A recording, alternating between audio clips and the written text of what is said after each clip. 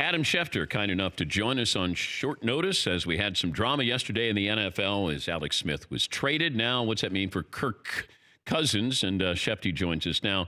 Adam, let me start with how surprised was this move with Washington getting Alex Smith? Dan, what was amazing about it to me was not that Alex Smith was traded and not that he was dealt to Washington and not that Kirk Cousins is leaving Washington. I think all of that was expected.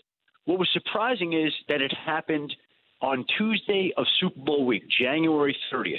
There were conversations I had with NFL executives last week, gauging the market, saying, when is all this going to heat up? And the answer came back to me as I thought it would.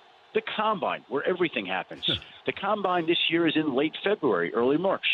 So these are the kinds of moves that you were expecting 1 month from now. But the arms race got started early. And it got started early because there are enough quarterbacks out there. The Chiefs had a commodity. Washington had dug itself a hole with the way it handled the Kirk Cousins situation the last few years and not being able to sign him to a long-term deal. And Washington obviously got involved to the point where yesterday the Chiefs are on the phone with multiple teams, fielding offers, putting together a deal, and getting that deal lined up with Washington that winds up starting the Patrick Mahomes era in Kansas City, starting the Alex Smith era in Washington, and ending the Kirk Cousins era in Washington.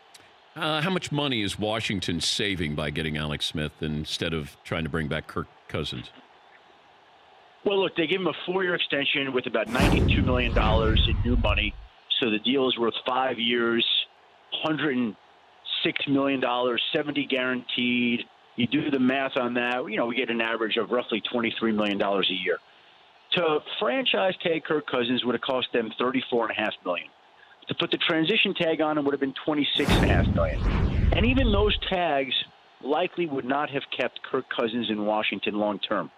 So what the Chiefs did here, what the Redskins did here, is basically save themselves some money at the quarterback position. Mm-hmm. They not only secured the position by getting Alex Smith, but they got out of the position that they were in with Kirk Cousins having to deal with a new contract that would have been impossible to reach because of the leverage he had with him becoming the first quarterback ever to play back-to-back years under the franchise tag. So how much money did they save? They saved money. They solved the problem, but they paid a price to do it. They gave up a third-round pick, and they gave up a player that some people already have told me was their highest-rated defensive player last year, who will step in from day one and be a starting cornerback in Kansas City opposite Marcus Peters. And I believe he was the key to the deal here, Kendall Fuller was, that he was greatly sought after by the Chiefs. They valued him. The Redskins did not want to part with him, but they did because in the end, that's really the trade. Kendall Fuller for Alex Smith, because when Kirk Cousins leaves in free agency, which he's now going to, if the Redskins are inactive in free agency and they won't have a lot of money, then they'll get back a compensatory third-round draft pick because of the size of the contract that Kirk Cousins signed. So they get back the third that they're giving up, and they trade Kendall Fuller, a really good young cornerback, to secure the position that they could not secure for the last few years from the hole that they dug themselves into, Dan. List the priority priority list here with Kirk Cousins of best chance, most likely to sign him. Where would you start? Well, look, I mean, I don't know that you can rank them, right? But the Cleveland Browns have over $100 million in salary cap space. The New York Jets have a ton of cap room. And then there are other teams that the Broncos, Bills, Cardinals, maybe even the Jaguars, depending on how the Blake Bortles situation plays out, all have questions or needs at the quarterback position. Kirk Cousins is going to have no lack of suitors, none. And when a deal gets done for him, Dan, it's probably going to be a record deal, the richest deal ever given to an NFL player. And you say, well, how could that be?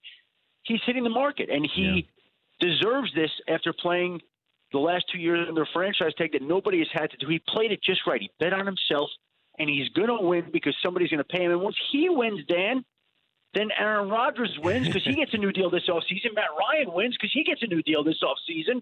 And the quarterback market is going to go. If the Washington Redskins, by tagging Kirk Cousins, are going to cost other teams around the league money with the money that they have to spend on their quarterbacks. Adam, thank you as always. We appreciate your time.